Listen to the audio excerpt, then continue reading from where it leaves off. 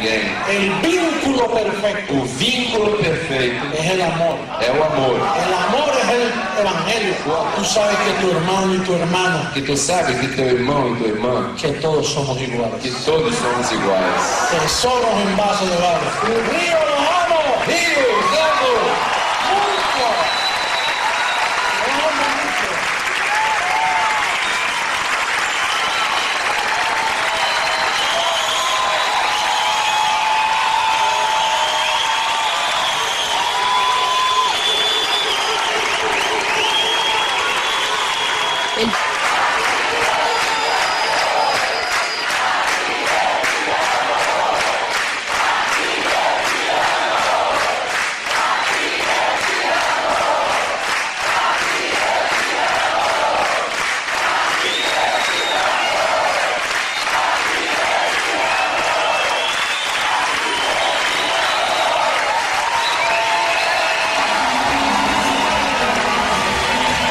Coge eso desde el cielo, Él los escoge y los envía a la tierra, los mete en vasos de barro y los constituye y les da unos dones. A veces esos dones están adormecidos, escondiditos, porque esos dones se capacitan cuando usted va a una iglesia de gracia, no a cualquier lugar que se llame iglesia.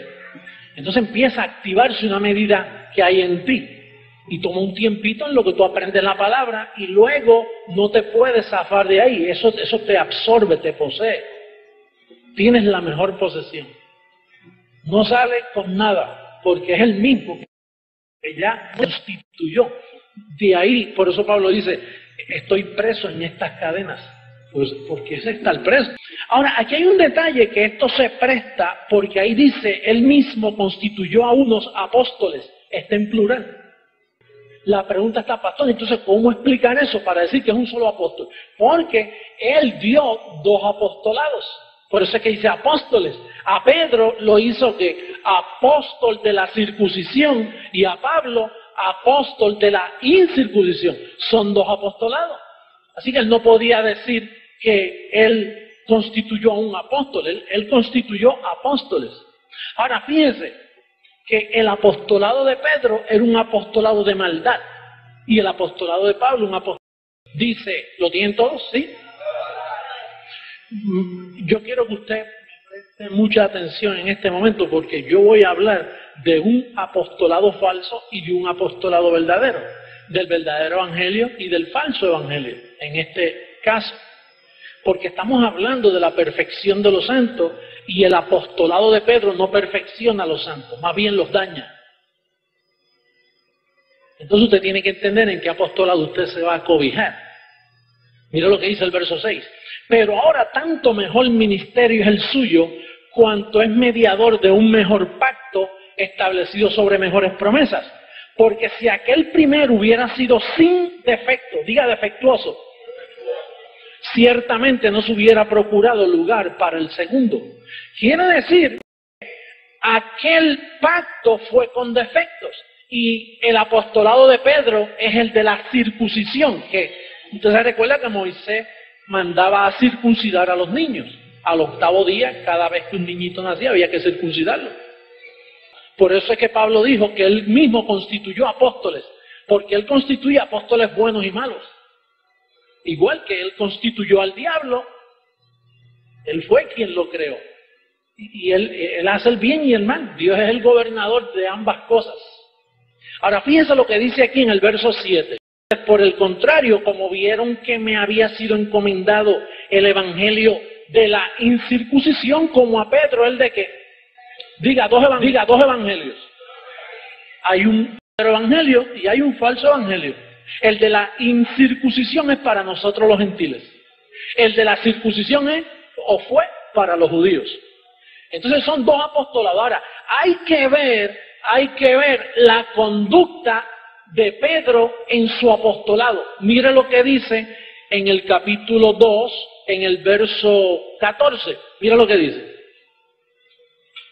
Bueno, el verso 11 primero dice que el líder de la incircuncisión reprendió al líder de la circuncisión. O sea, Pablo reprende a 11, le dice, pero cuando Pedro vino a Antioquía, le resistí cara a cara porque era de qué? Quiere decir que Pablo viene y dice, miren hermano, a mí se me dio el evangelio de la incircuncisión y a Pedro el de la circuncisión. Pero entonces aparece ya reprendiéndolo. Dice, tú estás de condenar, Pedro. Y alguien diría, imagínate que Pedro le dijera, pero Pablo, si ahora mismo tú dices que Dios me dio el evangelio de la circuncisión, dice, pues quédate con los judíos, porque la circuncisión es para los judíos. Eso es de Moisés. Eso fue un pacto defectuoso. A los gentiles no les traigas esto. Por eso fue que Jesús en los días de su carne le decía a los apóstoles, por camino de gentiles no vayáis, no lleven esto a los gentiles, que esto es para ustedes los judíos. Pero entonces en el verso 14, Pedro no le hace caso. Mira lo que dice el verso 14. Dice, pero cuando vi que no andaban rectamente conforme a la verdad del evangelio, diga del evangelio. El evangelio es la incircuncisión, que es donde tú estás cobijado ahora mismo.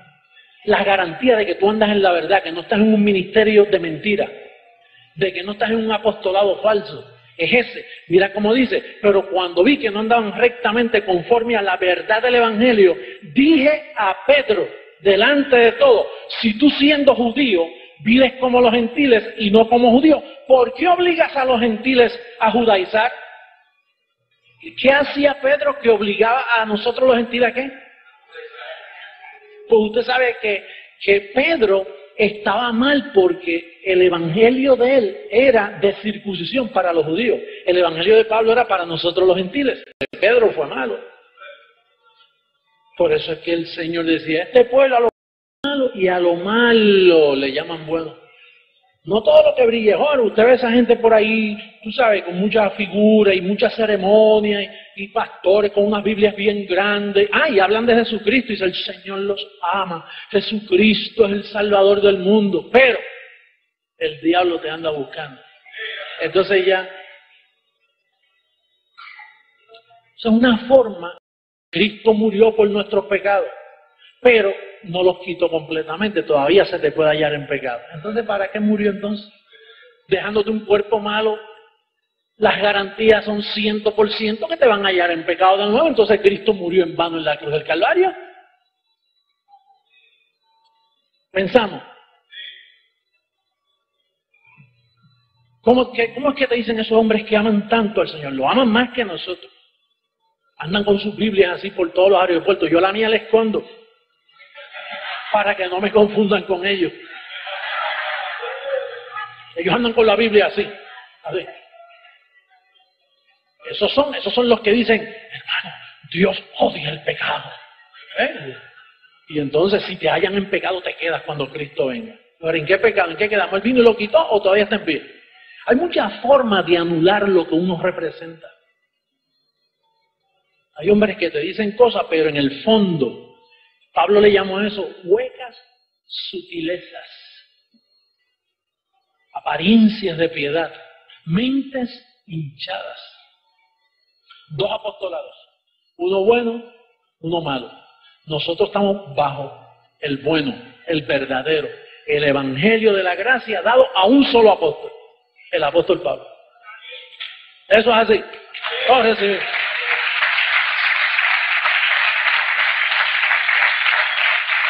Bueno, vamos a seguir leyendo el verso 11 de Efesios, libro de los Efesios, capítulo 4, verso 11. Dice, Él mismo constituyó a unos apóstoles, a otros profetas, a otros evangelistas, a otros pastores y maestros, a fin de perfeccionar a los santos para la obra del ministerio, para la edificación del cuerpo de Cristo, hasta que todos lleguemos a la unidad de la fe y del conocimiento del Hijo de Dios, a un varón perfecto, a la medida de la estatura de la plenitud de Cristo. Entonces, el propósito era de la edificación del cuerpo de Cristo. Ahora, déjame preguntarte, bendecir, te voy a poner a pensar de nuevo. Te voy a poner a pensar. Si Él constituyó el apostolado de la incircuncisión para edificar el cuerpo de Cristo, y el que hacía ese trabajo estaba supuesto a ser Pablo y lo mataron en Roma, entonces ¿dónde estaba el cuerpo de Cristo? Pedro no pudo levantar el cuerpo de Cristo porque Pedro era circuncisión y la ley nada perfeccionó. Él representaba la ley. De hecho, la misa es una fotocopia de lo que hacían los judíos en el desierto. Entonces, ¿dónde está el cuerpo de Cristo? Dice para la edificación, y el edificador no había aparecido todavía hasta el 1986. El cuerpo de Cristo no ha existido por 2000 años. Comenzó, cuando este ministerio comenzó, ahí comenzó el cuerpo de Cristo en la iglesia. Ahí comenzó. El apostolado de la gracia estaba escondido. Mataron a Pablo y allí cesó. Para él poder edificar el cuerpo de Cristo tenía que traer el edificador. Y el edificador en este caso, ya yo entiendo que soy yo. Pero yo estaba enredado también en esa mogolla que yo estaba metido. Yo también estaba enredado en eso. Yo tenía, mire, una iglesia, atienda bien, una iglesia que une a Pablo con los apóstoles. Usted tiene memoria que la gente dice, no, 11 apóstoles. Judas se quitó la vida, quedaron 11. Entonces vino Pablo como el número 12. O sea, él fue el último apóstol. Y entonces los mezclan a los 12. Eso es lo que hacen las llamadas iglesias de hoy. Mezclan a los 12 y entonces cogen el paquetito entero. Cogen circuncisión con incircuncisión y lo empaquetan y hacen una iglesia de eso. Eso no levanta el cuerpo de Cristo. Usted no pensaba así. Antes yo pensaba así, que Pablo pues llegó con un abortivo ahí, pues lo pusieron ahí con los apóstoles y los mezclaron. No. Pablo dice, yo el primero. Pablo dice, yo el primero.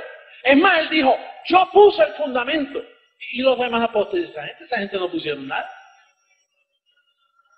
Oye, Pablo, no sea vanidoso, reconoce a Pedro, pero ¿cómo voy a reconocer a esta gente si eso es circuncisión? Eso es ley mezclada con Cristo. Y la ley nada perfeccionó, fue un pacto con defecto. Entonces, el cuerpo de Cristo tenía que edificarse, pero ¿cómo se iba a edificar? Con las herramientas verdaderas. Pastor, entonces los demás grupos cristianos no son cuerpo de Cristo. Están desmantelados, como le sucedió allá el profeta, que cogieron una mujer y la partieron en 1000 pedazos. Así está ese cuerpo, está sangrando, está por ahí que no saben para dónde van. Unos creen esto, otros creen en aquello, una diversidad tremenda. Ese no es el cuerpo de Cristo. El cuerpo de Cristo es un pueblo que habla una misma cosa, un mismo sentir, un mismo parecer, con un apostolado. ¿Cómo comenzó el evangelio de la incircuncisión? Pues cogieron a Pablo y lo subieron al paraíso.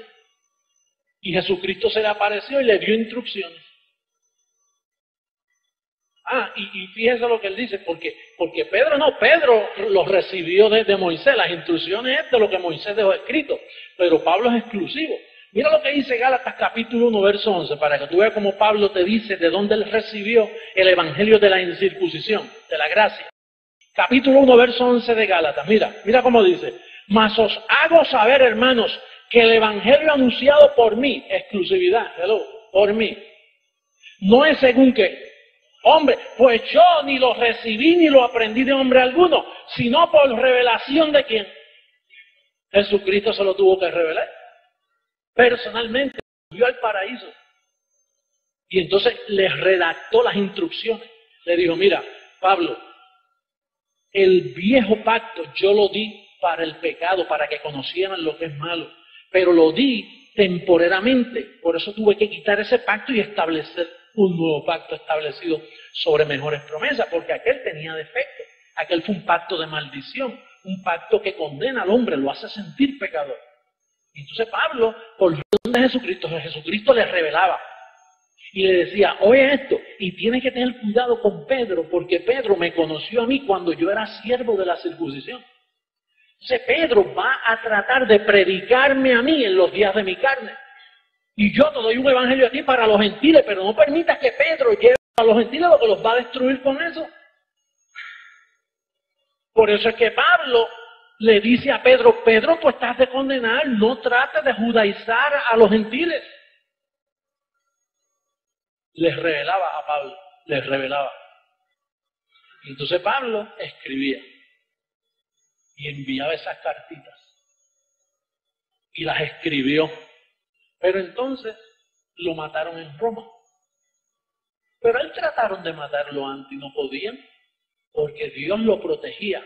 Pero llegó un momento donde Dios, en el decreto de Dios, Dios dijo, voy a permitir que Pablo desaparezca y deje el fundamento. Y yo después traigo a otro. A la final trompeta, traigo a otro. Y yo buscaré la forma de dejárselo saber. Pero fíjate que Dios mismo veló todo este evangelio de la incircuncisión. Dios lo mezcló ahí. Está todo ahí mezclado, mira. Y nadie sabía cómo desenredar ese asunto de todos esos libros. Y yo tampoco, nadie. Yo tampoco. La teología americana, los dos idiomas que yo más o menos domino es inglés y español, y yo no he escuchado a nadie dividirlos. Dividir, mira, circuncisión de incircuncisión. Yo no he visto a nadie. ¿Y por qué usted lo hizo? Porque hace ese mismo tiempo que Dios un día me llevó al paraíso. Si yo no voy al paraíso y Él me lo comunica, yo no hubiera, este ministerio no existiera. Porque es que yo no iba a entenderlo, eso nadie lo ha entendido. Nadie ha predicado lo que se dice en este ministerio por 2000 años, nadie lo ha dicho. El mismo Jesucristo se me presentó así de frente y comenzó a hablar conmigo y me abría la escritura en Romanos. Me decía, mira, Romanos 6, tú estás muerto al pecado. Romanos 7, estás libre de la ley. Romanos 8, el espíritu de vida en Cristo Jesús te libró, José. No es que, él mismo me decía, no es que te va a librar, te libró en tiempo presente de la ley, del pecado y de la muerte. Tú estás salvo para siempre, José Luis. Él mismo me lo decía. Y tan pronto eso sucedió, imagínate qué maravilla que yo estoy metido en un sistema que está mezclado con los dos evangelios, circuncisión e incircuncisión, y tan pronto yo me levanto al otro día, yo me levanto diciendo, yo estoy salvo para siempre. Yo estoy libre del pecado. Yo soy impecable, no se me puede hallar en pecado, aunque peque no se me puede hallar en pecado, porque no estoy bajo la ley te halla en pecado, pero la gracia te cobija y no se te puede hallar en pecado aunque peque. Naturalmente tienen sus consecuencias y hacer lo malo, ¿no? Como hemos dicho y repetido. Pero desde ese día, y yo comencé a hacer dibujitos de las piernitas esas. ¿Dónde están las piernitas? Bueno, están por allá. Las piernitas de la palabra corra. Y empecé a hacer casetitos, yo me encerraba en un cuarto y comenzaba, como yo no tenía audiencia, yo no tenía nadie creía en mí. Pues yo me encerraba en un cuarto y empezaba a hablar como si estuviera hablando con mucha gente. Y me podía explicar así, hacía un casetito y le hacía copia y empezaba a enviarlo a un lado para otro. Así. Y los que me oían, que se convencían, decían, oye, eso es verdad. Y ustedes, los que me conocen hace tiempo, se recuerdan que yo grababa un oído enfermo, la iglesia enferma. Yo tenía temas que hacía santos cansados, porque así era que yo estaba cansado.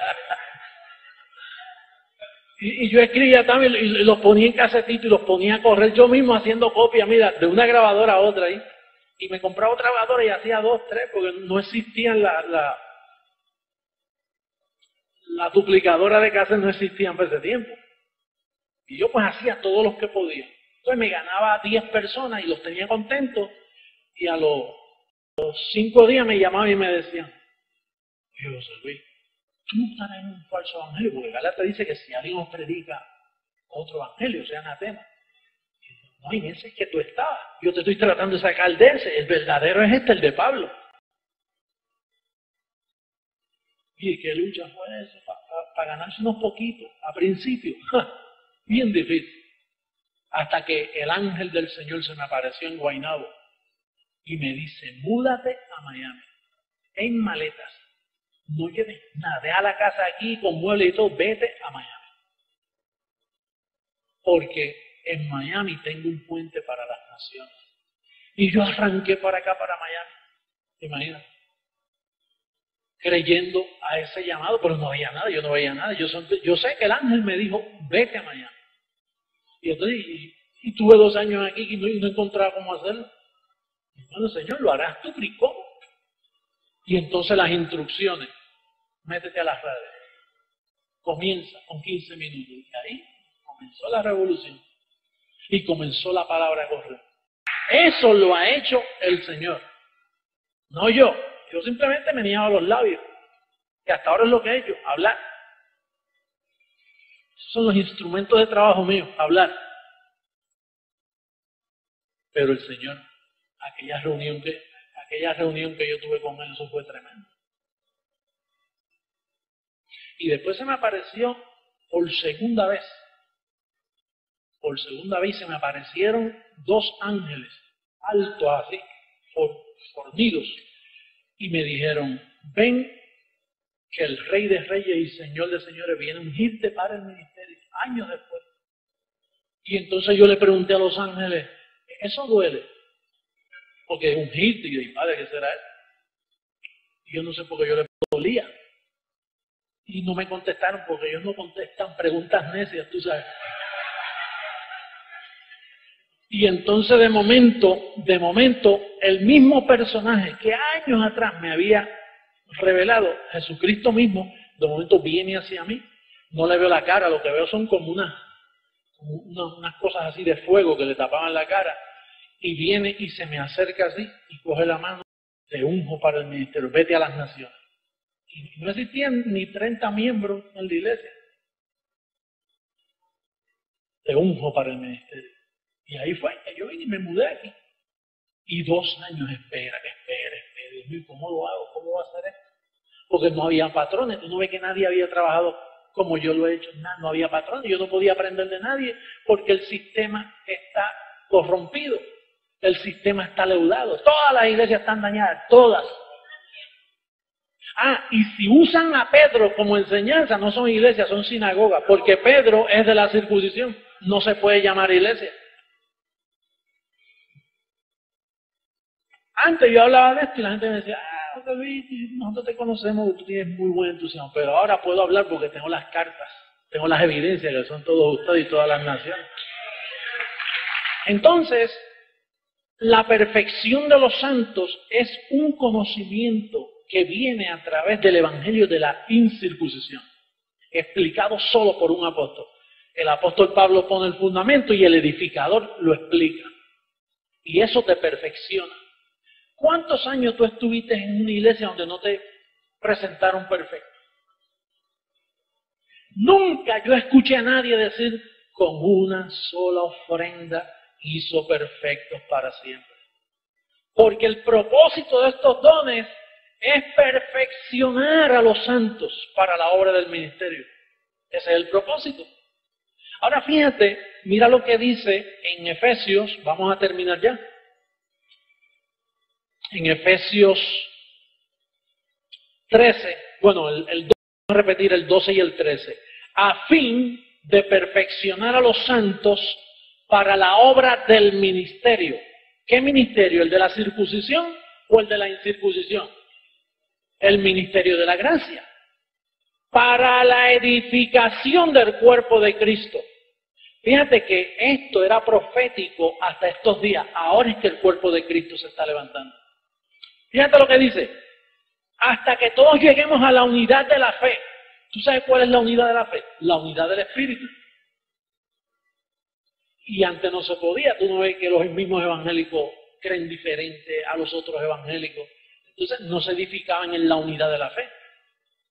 Para poder edificarse en la unidad de la fe, tienen que escoger a una sola voz, una sola trompeta que toque, y que los demás repitan lo que esa voz repite, que es lo que nosotros llamamos el calqueo. Fíjate que nosotros somos el primer ministerio en el mundo que Dios nos permite estar en vivo ahora mismo con todas las naciones. El único ministerio en el mundo, hay que corregir porque hay uno en inglés que lo está haciendo. ¿Sabes el dinero que ha costado poder llegar a todas partes del mundo ahora mismo desde aquí? Eso cuesta muchísimo dinero, pero eso Dios lo tenía predestinado. En la unidad, en esa unidad de la fe, fíjate lo que dice, el verso 13, hasta que todos lleguemos a la unidad de la fe y del conocimiento del Hijo de Dios, a un varón perfecto, a la medida de la estatura de la plenitud de Cristo. Oye esto, cuando Cristo murió, ¿tú sabes lo que lo levantó él? Que él tenía conocimiento porque él sabía que él vencería la muerte. ¿De dónde él vencía la muerte? Por el conocimiento. Entonces, hay un conocimiento que Cristo, aún muriendo ahí, lo que sucede es que él no lo podía hablar. Pero cuando resucitó, se le apareció a Pablo y se lo dio a Pablo. Y se escribió. Ahora, fíjate lo que va a suceder. Y prepárate para lo que voy a decir ahora. Cuando todo el cuerpo de Cristo que está siendo edificado por esta palabra, a través del calqueo, todos tenemos el mismo conocimiento. En Brasil es lo mismo, en todas partes, Centro, Sudamérica, todos nos escriben. Y mire ese calqueo, qué tremendo está. Ahora mismo Ibi me enseñó una carta de Bolivia donde le decían, hey, Ibi, no negamos al Señor en esta situación. Dice que ya llegó el tema, no negamos al Señor allá. Y en Cuba no negamos al Señor, y en todas partes. Ahora, cuando todos los que están siendo edificados por este evangelio, que es el evangelio de la incircuncisión, este cuerpo corrupto que nosotros tenemos, ese conocimiento es un código que la carne no lo puede soportar, y va a llegar un momento que en un momento dado toda la iglesia va a quedar vestida de incorrupción a través de ese código que es el evangelio de la gracia.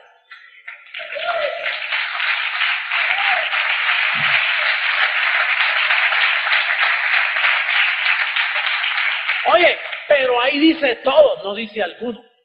Ahí no dice los hermanos más ungidos que oran mucho y que doblan muchas rodillas. No, es todo, porque el conocimiento no hace acepción de personas.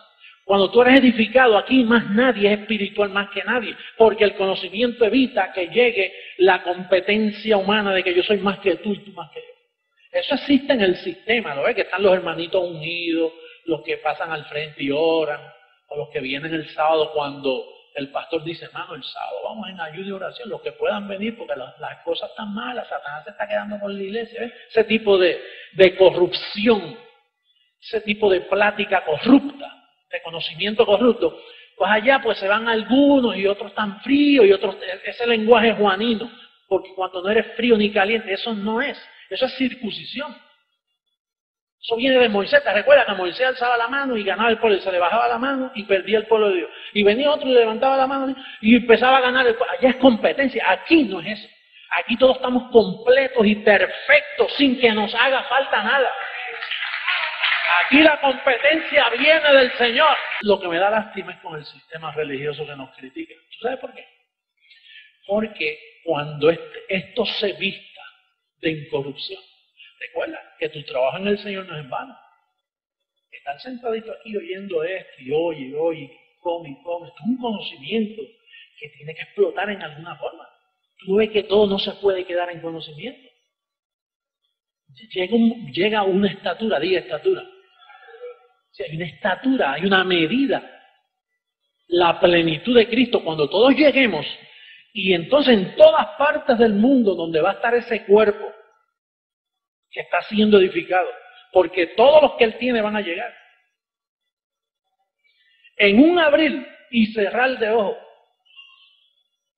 no solo tu entendimiento queda alumbrado, pero tu cuerpo va a ser transformado cuando esto corrupto se vista de incorrupción.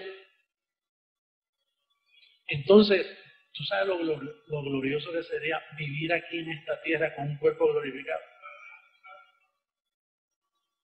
¿Tú tienes memoria cuando Jesucristo se le resucitó, que andaba con un cuerpo glorificado?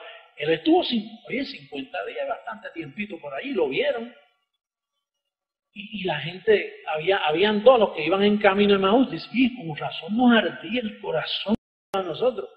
Porque es ahora y hacemos arderle el corazón a la gente y las mentes cuando hablamos de esto, los entendidos. Que eran, oye, qué precioso, yo me imaginaba que eso era así, qué maravilla. Pero cuando nuestros cuerpos sean revestidos, ¿tú te crees que Dios se va a ir con las manos cruzadas, sacar y que llevar eso por allá para arriba, esconderlo, con tanta burla que le han hecho aquí? Él necesita ese cuerpo aquí presente en la ciudad, que hayan personas vestidas de incorrupción, donde cuando lo perfecto se llena en todo, cuando llena toda esa plenitud. Es aquí, los negocios son aquí en esta tierra.